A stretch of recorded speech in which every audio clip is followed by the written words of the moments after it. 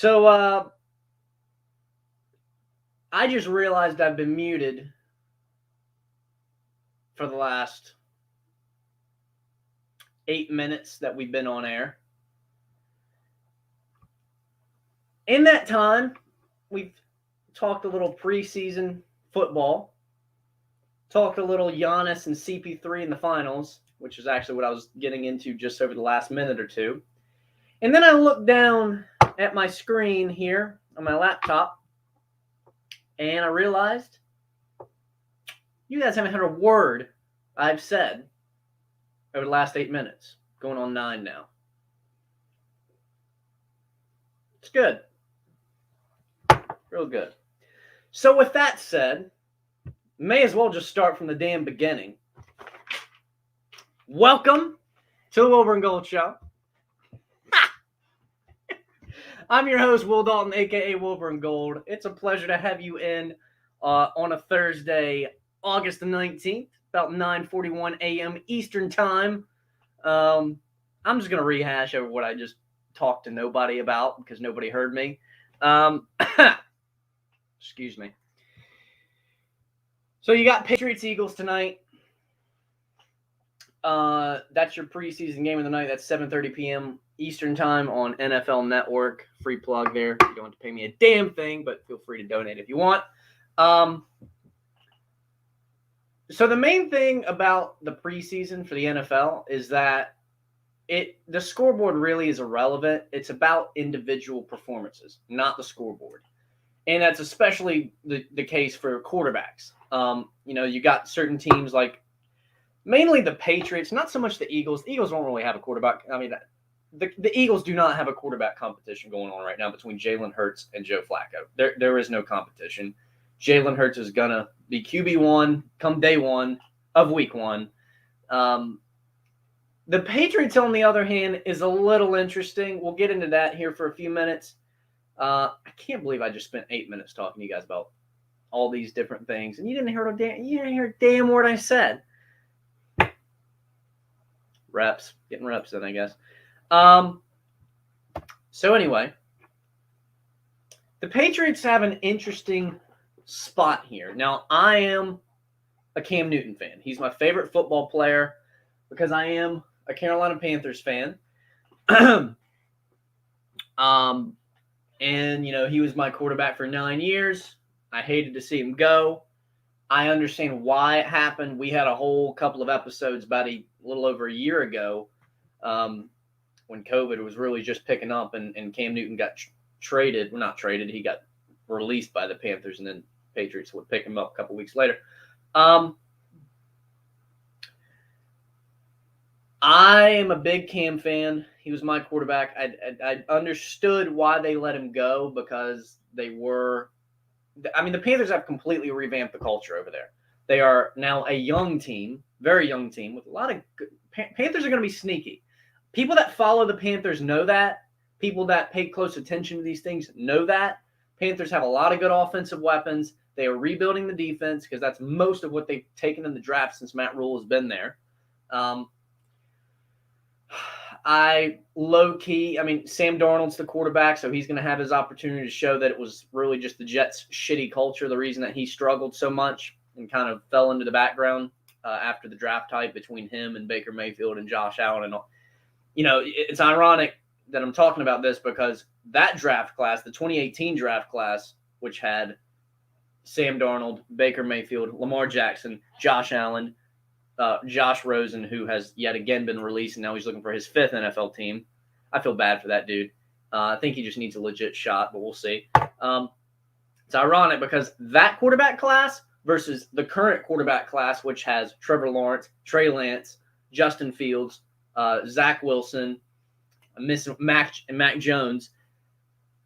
It's going to be very interesting to see which of those quarterback classes turns out to be the best, because I would say a lot of people right now feel like the 2018 draft class has been one of the best draft classes for quarterbacks we've seen yet.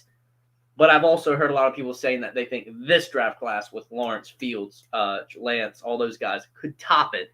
So that's going to be interesting to see moving forward. And it's just a fact. It's just a point of fact that between those two draft classes, the future of the NFL is in very, very good hands because, I mean, there are some fun quarterbacks in both of those classes that is going to be very fun to watch them for years to come. So, but yeah, I kind of wish the Panthers had taken Justin Fields. I was always kind of,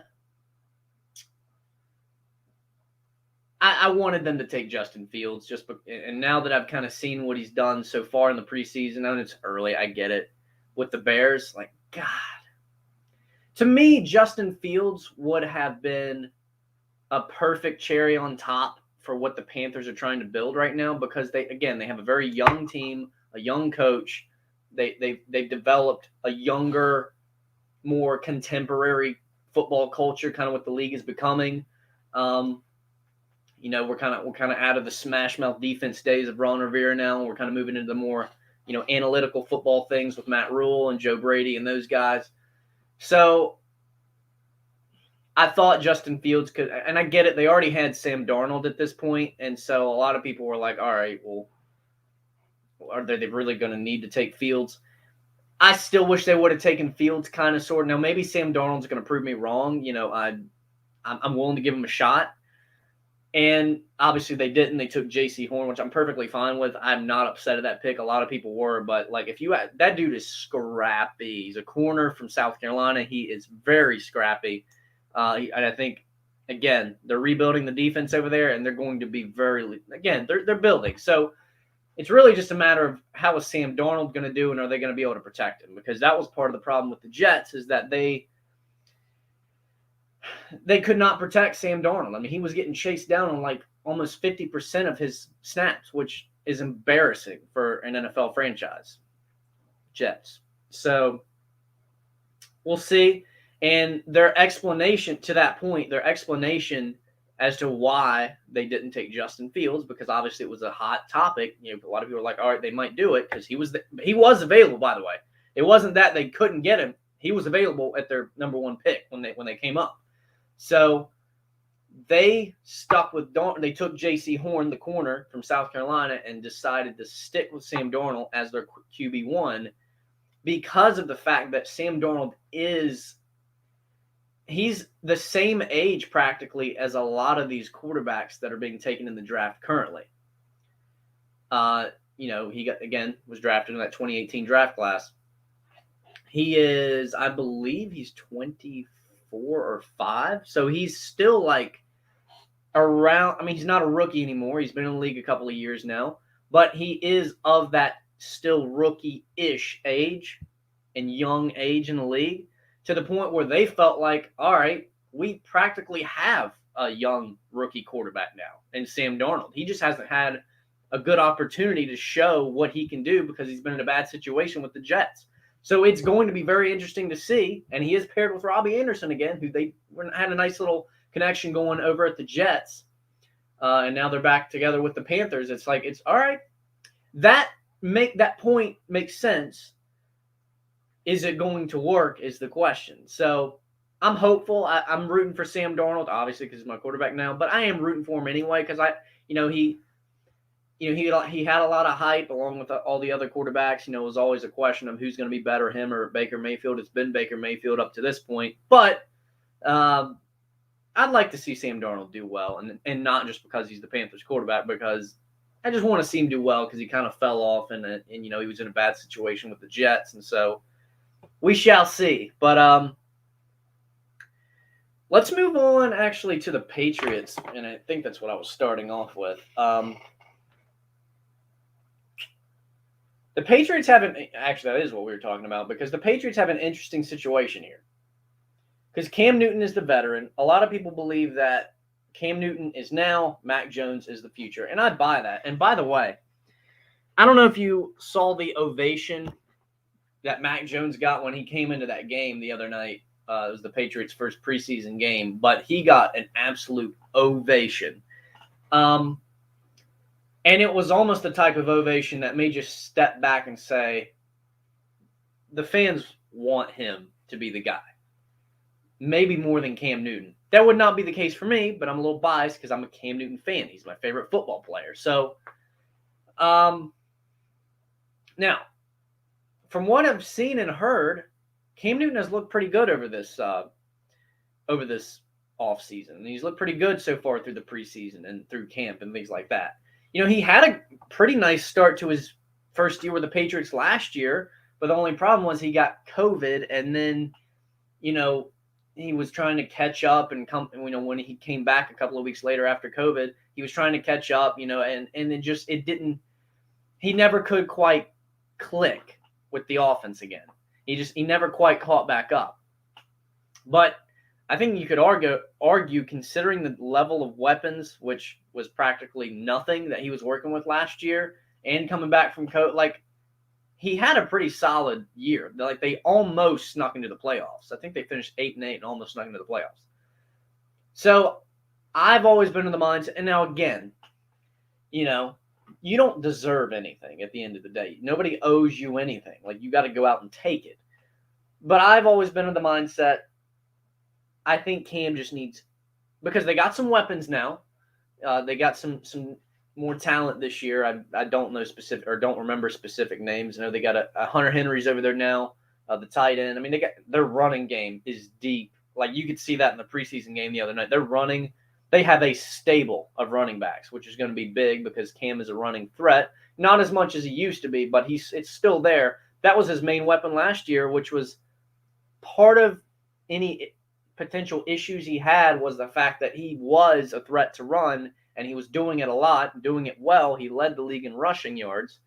But the problem was, when that's the main thing he's going to, all right, we know what to do to stop it. So that's the ultimate question. So it's always good when you have a good running back behind you, because now it's all right, I could do some play action stuff and kind of, fuck with him a little bit. So I've always been on the mindset, I think Cam deserves one last shot with some good help, get some good weapons. He has that now to prove that he can still do this. Now, if Mac Jones just goes out there and outright wins the job, or they just feel all right, he's the guy, all right, well, that's that. But it's going to be interesting. It's going to be very interesting. There's a lot of people that do not believe it's much of a quarterback competition. As much as I want to see Cam succeed, I'm telling you right now, Cam Newton is going to have to keep his head on the swivel. Actually, no, let me rephrase that, because anytime you're doing something and you have competition around you, the last thing you need to be doing is looking back at them, because that is what's going to make you lose. Anytime you're looking back at the competition or looking over your shoulder, that's what's going to trip you up. You need to be full steam ahead. So Cam does not need to have his head on the swivel and looking at what Mac Jones is doing okay, let me no. He needs to be locked in, laser focused, straight ahead, because believe me, whether anybody wants to say it, and people are saying it, but whether anybody believes it or not, Mac Jones is right on his heels. He may not be ready to be that guy today, but ain't nobody saying that he can't be that guy by Thanksgiving Day. Ain't nobody going to say that. So Mac Jones is hot on Cam's heels, and Cam had better stay locked in, laser focused to make this thing happen. So, anyway, Patriots-Eagles preseason game tonight. That'll be some good watching. For sure, 7:30 p.m. Eastern time. Get a good stretch. Oh, man. Let's see here. What else were we talking about? Oh, let me get back to what I was actually talking about whenever I looked down and realized, oh, shit, I've been muted for the last 8 minutes. So, I was originally talking about Jalen Hurts and how I always love to see a quarterback succeed, or anybody succeed who has a lot of doubters, a lot of people that don't think they can succeed. I mean, I've always loved to root for that guy, because I just love it when there's a lot of doubters and they go on and prove all those guys. I love anybody like that. And Jalen Hurts has been like that through a good portion of his career. But then that got me to transition, and that's one thing we're talking about. Giannis. I really enjoyed seeing Giannis win the title and silence the fucking doubters. No, they didn't really silence them because even when they win it, they always got an excuse or something. But for some, the media has been kind of on his ass. And history was low key, kind of repeating itself, kind of the way it did with LeBron, kind of the way it did with KD to a degree. It's like when you have a great talent like Giannis is, and you're in the conversation of one of the best players on the planet, and you don't win the title, it's and you haven't won one yet.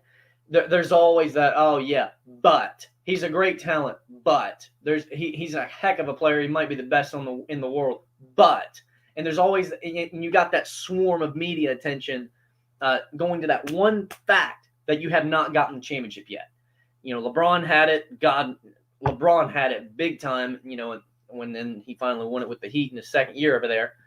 KD had it. Now, his path was a little different than LeBron's because he had a dynasty team to do it. And anybody that thinks the Heat and that run with LeBron and the Warriors and that run with KD, Steph, Clay, all those guys are the same team, you're out of your fucking minds. Like, they ain't even comparable. But KD did get it done and got his chips. Giannis, history was starting to repeat itself a little bit with Giannis on that front where, he was getting the big but. Oh, he hasn't won the title. He finally did it this year.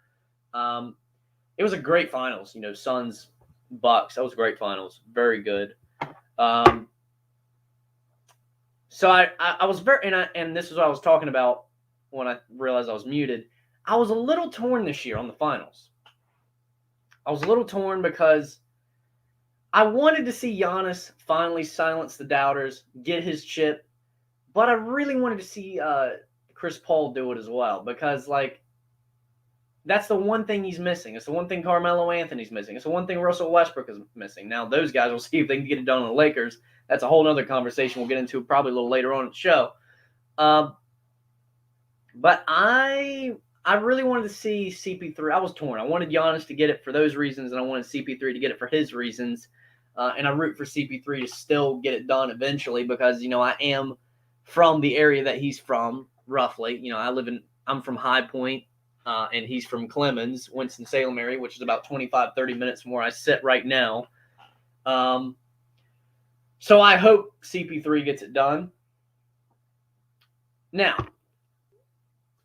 quick little transition here, and this is what I was about to get into earlier, and then I was muted, and I literally just started from the beginning again when I was talking about I'm from High Point. So I'm actually going to be, you're going to see this here very soon, here in about a month or so. I'm actually going to be moving to Greensboro into a new apartment. So I've been living, ever since COVID started, I've been living with the parents, kind of trying to get some things figured out, get things figured out, essentially. I was in a interesting spot when COVID kind of hit, and you're going to learn more about that and kind of some of those experiences and things that I went through and learned and different things like that over the last year and a half, really. Later on, I'm going to do some content about those things. I actually did a vlog that I need to edit and put together. It'll be our first vlog on this YouTube channel where I was doing PA announcing for the NCAA soccer tournament. So I did a vlog during one of those days, and since it was the first one, a lot of the content is going to be kind of me introducing myself a little deeper to you guys and talking about some of the stuff I've been through and learned and things like that. So you're going to get a lot of that in the first vlog here, hopefully in a couple of days. I need to start editing that. But yeah. So I'm going to be moving to Greensboro into an apartment. Finally, this will be my first apartment on my own, not with roommates, not with anybody, like my place. I'm looking forward to it. So we're actually going to have some new backdrops and things, because obviously anytime I've done a YouTube show or anything like that, like this has been my background, which I love it, because I got all my little sports and Star Wars and knick-knacky things up there for my background. But it's going to be exciting to have some kind of new sets for you guys. So that will be coming very soon. That's going to be fun to do with you guys. So Anyway, for whatever that's worth, I don't know. Let's see here. What do I want to get into next? So, talking about preseason football, Andy Dalton got bold yesterday. I don't know I think it was just a regular press conference, but Andy Dalton got bold yesterday. I don't have the quote verbatim word for word, but he basically said Justin Fields is going to have a great career. He's a great talent who's going to have a great career, but this is my time, end quote. Obviously not word for word, but end quote. That quote got a lot of traction yesterday. Rightfully so, because that was a bold statement from the Red Rifle. He's obviously with the Chicago Bears now in a quarterback competition with Justin Fields, one of the top young rookies to come out of the draft this past year, who put on an absolute show in the Bears' first preseason game. Absolutely a blast to watch him play. So that was a bold. I feel like I keep repeating myself. You're going to see that. Sometimes I repeat myself. I'm trying to work on that. That was a bold statement from Andy Dalton. I like the confidence, but you better take a step back there, buddy, because you ain't guaranteed jack shit. Like, and I'm not trying to be a dick here, and that's one of the things you're going to notice about me. Like, I side with the player. Like, I'm very pro player. I'm very about recognizing like how incredible like our athletes are, more so than the media likes. I'm not saying the media doesn't realize how good athletes are, but I feel like so much of the sports shows nowadays are spent picking athletes apart, every little fucking detail, that they completely. It's like sometimes they lack any empathy for these athletes, and so I tend to go the other way because I want to have a different conversation, and it's just how I am personally. So I'm rooting for Andy Dalton. I love the confidence, but it ain't your time, buddy. I don't know what gave you the impression that this is your time. You're going to have to win this job and be better than Justin Fields. Like, at the end of the day, I don't care. Like, I get it, experience and, being young and new and you don't know what you don't know. But at the end of the day, the better option needs to be on the field. And if that's Justin Fields, and let's be honest, it probably is, Justin Fields needs to be out there. Like, I don't like this coddling that we do for certain athletes, in the sense of a lot of times when the player's a rookie, it's like, oh, we got to ease him in there. We got to, which I'm all for easing people into stuff, but my version of easing somebody into something is giving them gradual exposure. And I'm not opposed to just if you feel like somebody can handle it, and I think Justin Fields probably can, throw them fucking in there. Like, I'm not opposed to that. Same thing for LaMelo Ball with the Hornets. Like, they didn't start him right off the bat. Now, it all worked out, but a lot of people are like, what the hell are we doing here? Like, put him in. Like, he was clearly good enough to be a starter from the get, but we're bringing him in off the bench. Like, and again, that's that gradual exposure thing, which is fine. It's however you want to do it. But I'm like, at the end of the day, I don't care how young you are. If you are good enough, get in there. You need to be. Of course, I'm not saying get in there yet because the athlete can't help it. Like, it's the coach's decision. But, like, put them in. Like, quit coddling them. They're going to have to do it eventually. Like, I would rather now, again, not at the expense of your team. This is a little different than just life in general. Where, like, I love failures. I love mistakes. Because I'm going to learn from it. Now, team sports are a little different. Like, you don't want to do it at the expense of your team's success and playoff chances and this and that. So I get it. But it's like, if a player is good enough to be in there, let's not, again, this goes back to respecting process too much. And I do not respect process worth a shit, because it's like things are different for different people in different circumstances. Like,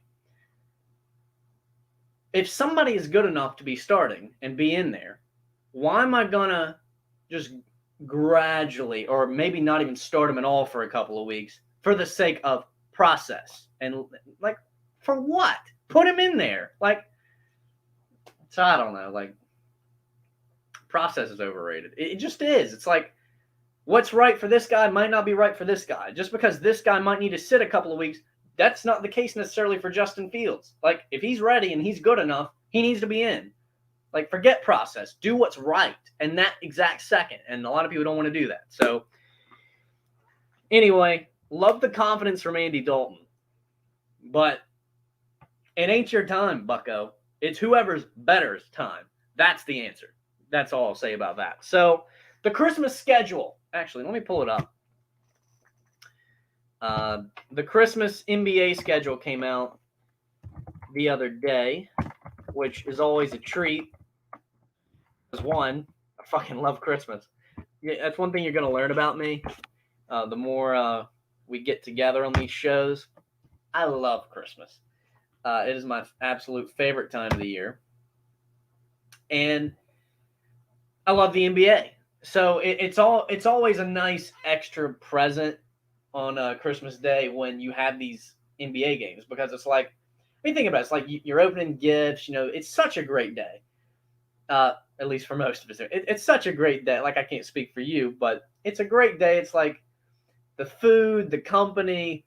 I mean, just there's a different vibe in the air. And then it's just like, oh man, we got these great NBA games going. Let me put them on. Like, it's so great. It's just an extra little present on Christmas Day. And so it's always exciting because, I mean, you get so much good content, so much good basketball, so much good coverage. It's just, it's great, man. So, can you tell I like Christmas? So yeah, it's always nice when the schedule finally drops because, you know, obviously you're going to get marquee games for the whole day. I mean, you're going to get the best versus the best, the most popular versus the most popular, the greatest storylines. The storylines are also a part of it as well. It's like, so you're going to get, let's see here. Oh, this is the tip-off. This isn't Christmas schedule. Silly me. Let's see here. So the marquee game, actually, let me start from the top and we'll just go through the whole schedule. Let's see. Get out. Got to pop up. Let's see. So let's see now. The kicker, the kickoff game, is going to be Hawks Knicks at noon on ESPN. All these are Eastern time, by the way. Let me preface that. So you got the kickoff Hawks at Knicks at noon. That one's going to be good just for the simple fact that it got. I mean, you all remember this if you watch NBA in the playoffs. I forget which round it was, but they matched up against each other in one of the rounds of the playoffs this past year, and it got chippy. The Knicks are up and coming. The Knicks were very scrappy this year, and really started to put some things together finally after a long time. Now they're going to have Kemba Walker. They got Derrick Rose back. They got Julius Randle back to a new extension. And then obviously the Hawks are Trae Young and a lot of good young talent that's in there, and the Hawks are up and coming. So those two are going to be going at it again. I mean, it got chippy now. Like, it got real chippy. So that's going to be a treat all in and of itself. Then you've got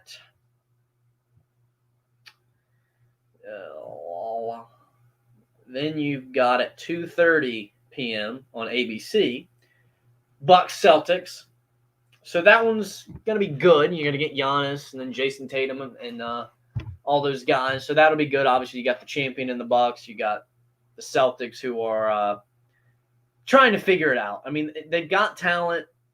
They've been in a position to make a run every year for several years now, but something's missing. I don't know. They can't quite put it together. So that one's going to be a good game. It's not going to be one of the top ones, but you get the champions in the Bucks, and so that'll be good. Then at 5 p.m. on ABC, you've got Suns Warriors. Let me tell you right quick. Warriors are going to be on a mission this year because obviously Steph is going to be back.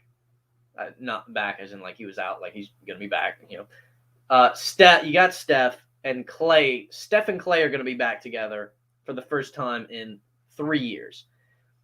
I'm telling you right now, man, to all those who are like obviously the Suns, the Lakers now, like of your top, the Clippers, of your top teams in the West, I'm telling you right now, the Warriors are going to be coming for throats this year. Because you already saw, like, did they get into the play? They got into the playing game against the Lakers. Is that the playing game? I don't remember. They lost early in the playoffs, but they made it to the playoffs. There was no Clay last year. Steph Curry put on a clinic all year long. Probably should have been the MVP. To a certain point, he was absolutely the MVP, and then he fell off a little bit. And then Jokic won it, but Steph Curry was more of a contender in that than people would have gave him credit.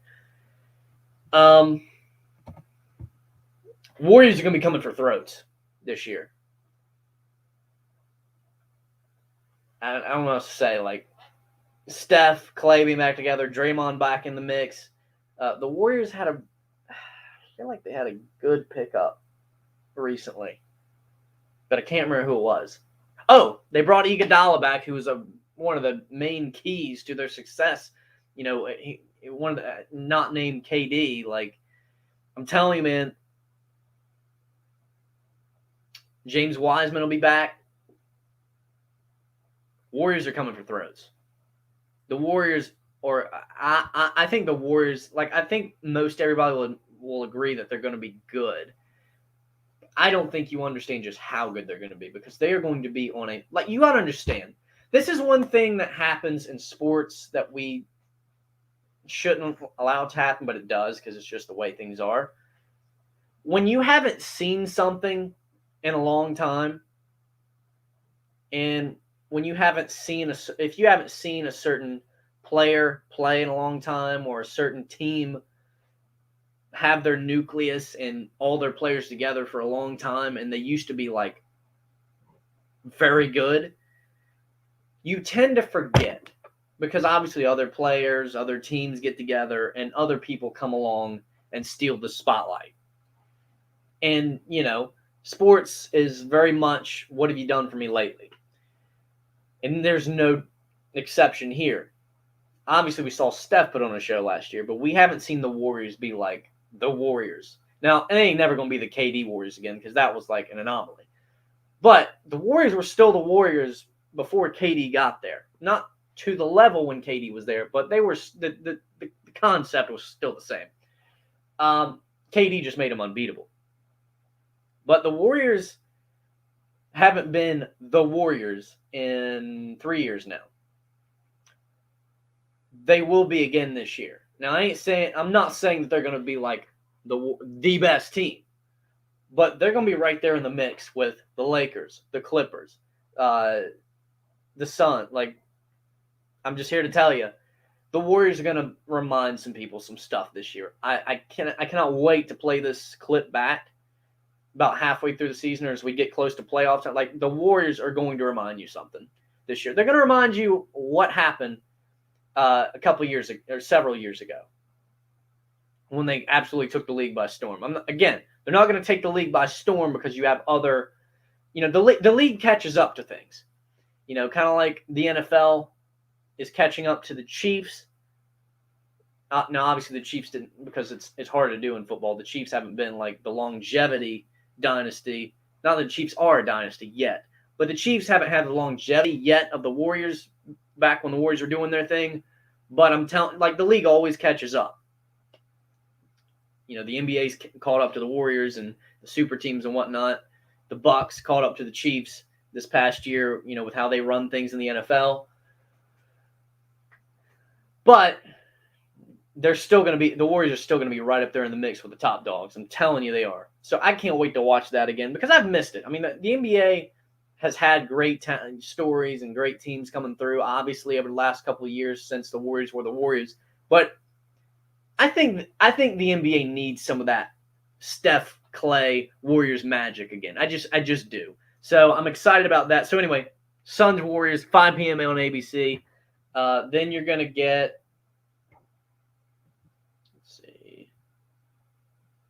at 8 p.m., you're going to get the marquee game, which is Nets Lakers. That's going to be the big show. Obviously, Lakers have LeBron, Russell Westbrook, Carmelo Anthony. Dwight Howard again. Like, you got all AD, Nets, Kyrie Irving, Kevin Durant, Blake Griffin, James Harden. So it's basically going to be the top two teams. Best team in the East, best team in the West. Potentially a finals preview. That's going to be a show. You want to talk about the storylines there? Like that, I saw a graphic when the Lakers started adding all these pieces a couple weeks ago. It's like all these players that are on different teams now have played each other, or played with each other, I should say. Obviously, Russell Westbrook, Kevin Durant, and James Harden played together with the Baby Thunder a decade ago. Now, Russell Westbrook is with LeBron, and Harden and KD are back together again on the Nets. LeBron and Kyrie obviously were the main dynamic duo with the Cavs when they were on that run alongside the Warriors. Now, obviously, the Warriors were up here and the Cavs were like here. But Cavs got them one time in the finals and almost got them the first time in 2015 if Kevin Love and Kyrie Irving hadn't gotten hurt. So now, obviously, LeBron and Kyrie are going to be on different sides. You've got, let's see, what else? I don't know. There's a lot of storylines there. I don't have enough time to really get into it, but there's a lot of storylines there to be had. So that will absolutely be the marquee game. And then your nightcapper is going to be Mavericks Jazz at 10:30 p.m. Two young, up-and-coming teams, Mavs, Jazz, Donovan Mitchell, Luka Doncic. It's going to be a good nightcap, but obviously the marquee game is Nets Lakers. So what a day. I would say probably my least favorite of all those games is probably Bucks Celtics, just because I don't know. I mean, Bucks are going to be fun to watch, but I don't know. For some odd reason, that one's not as exciting to me as the rest of them. So, but I mean, what a treat! What a gift on Christmas to get all those guys. I love it. There's something different about the NBA games on Christmas. It's different, and it's fun because you got obviously everything going on with Christmas throughout the day, the food, the company, the gifts, all that stuff. But then you have these games going on. It's great. I love it. So let's see. Got about 10 to 15 more minutes here. Let's see. Where do we want to go?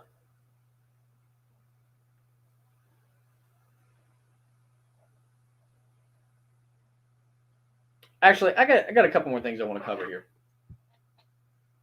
So Cade Cunningham made some comments on LeBron the other day. I didn't actually hear them. I just read them.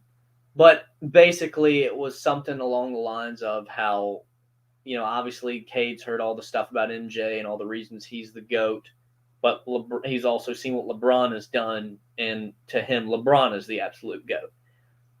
Now, I feel like it's almost getting kind of dry. It's almost getting kind of overdone. The whole you've got three main topics on debate shows and sports shows that are getting kind of overplayed and overdone. And it's okay, we've done this to death. I get it. There's different angles. There's obviously things change over time. There's different ways to do it, but it's the three topics that are completely just done to death on these sports shows, almost to the point where it's getting generic, and it's come on, put a little more effort in here, is who's the GOAT, MJ or LeBron? Your other one is who's the best player on the planet right now? Usually we're talking about the NBA. The third one, I don't know. I would say those are your top two. Is who's the GOAT, MJ or LeBron? Who's the best player on the planet right now? It's come on, can we have a little creativity here? The one who's the best player on the planet right now is so overplayed. But anyway, I don't really want to get into who's the GOAT. I just want to get into why I think as we move forward into the future, into the next generation of the NBA and basketball, I'm here to tell you LeBron is going to end up being viewed as the GOAT. I'm not saying that that's accurate or not, because to each their own. I'm just telling you why I think LeBron is going to be viewed more so as the GOAT as we move into the future. And that's simply because of the age we're living in and moving into of social media and of being able to, I think LeBron's going to be viewed as the GOAT more so because of all the other things he's doing and because of the type of human he is. Because what do we know about MJ? Obviously, he was ruthless and dominant on the court and did what he did. But he's not regarded as the greatest human in the world. I'm not saying he's a bad person. But he's not regarded as a great dude either, that really gave much of a shit about anybody else other than himself. Whatever. LeBron, on the other hand, does what is one of the things LeBron is known for other than his talent as a basketball player? Making others better around him. Every team he's been on, when he gets there, they're a contender, and when he leaves, they're the top pick in the draft the next year because they suck. It's absolute carnage behind LeBron when he leaves. So, you've seen it on every team he's been on.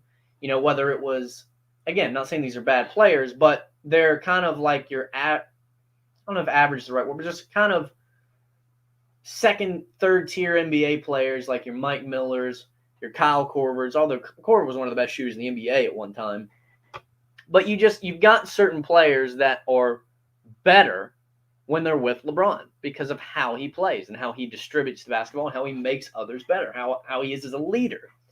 And that's just on the court, not to mention the things he does off the court, which obviously that doesn't contribute as basketball is concerned, but as far as brand and the way you think about LeBron is concerned, that absolutely is going to have an effect on how people view him as the GOAT.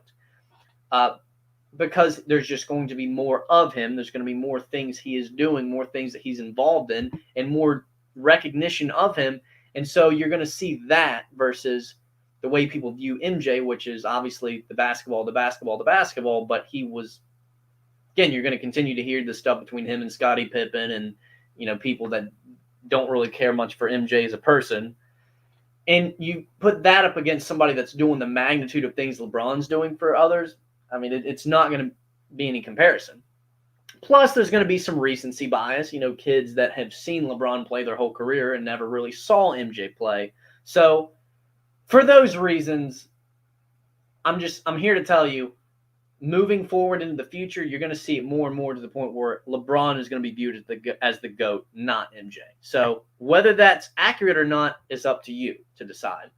But I'm just telling you, that's why LeBron will ultimately be viewed as the GOAT moving forward, is because of his contribution to society, how he makes others better on and off the court, and he's just a better quality human at the end of the day. And that's the case with anybody. It's like the better of a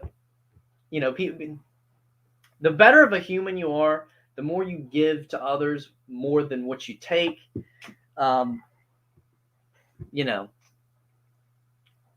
You're always going to win in the end.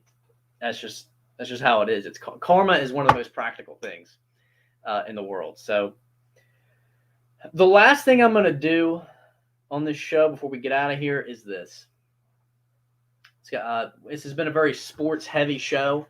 Again, that's the thing you're going to see on this show. I view this show as kind of a show about anything. It's obviously going to be, because it's my show, it's going to be stuff that I'm interested in and involved in, but I also want to hear from you guys and hear what you guys want to hear stuff about, and that's going to be it's a show about anything, whatever. It's the whatever. It's the Wilbur and Gold show. It's the main podcast show here, and it's just going to be, some days it's going to be sports heavy, some days it's going to be Star Wars heavy, some days it's going to be whatever, it doesn't matter. So, let me tell y'all something, and I'll end with this. So the other week, I should say, my buddy went into Harris Teeter and sent me a Snapchat of it and showed me that the pumpkin spice creamers and coffee products are back at Harris Teeter. Later in the day, we went to TJ Maxx. They also had their coffee products, pumpkin spice stuff back out, candles, Halloween decorations, fall decorations, spices and things. You could just smell it in the store. Fall houseware. The Halloween stuff being back out. And it was a little cooler in the day that day as well. that was also the night that the Cowboys and the Steelers kicked off the preseason at the Hall of Fame game. So football was back on that night, and it just really smacked me in the face that fall's coming. Like, we are almost to fall. Like, and I am ready for it. Between the cooler weather, depending on where you live, the cooler weather, the pumpkin spice, Halloween, fall, Thanksgiving, which obviously all those things preface right into Christmas, the best time of year. The football, the food with football, fantasy football, college football. Fall's coming, you guys. And I am 100% here for it. That's it for today. The Wilbur and Gold Show. I've been your host, Will Dalton, a.k.a. Wilbur and Gold. You can hit me up on any social media platform. I'm there. I'm on TikTok. A lot of Star Wars content on TikTok. So if you're into that, you probably can hit me up there. TikTok, Instagram, Facebook. Obviously here on YouTube. Would love to get a like and a subscribe from you to continue to get the updates on the content if you enjoyed the show. Appreciate you tuning in. Appreciate you watching after recording if you caught this one a little later on. I hope to get to know each and every one of you.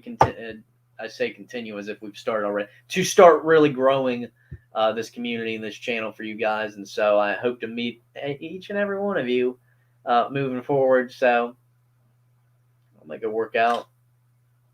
Might hang on.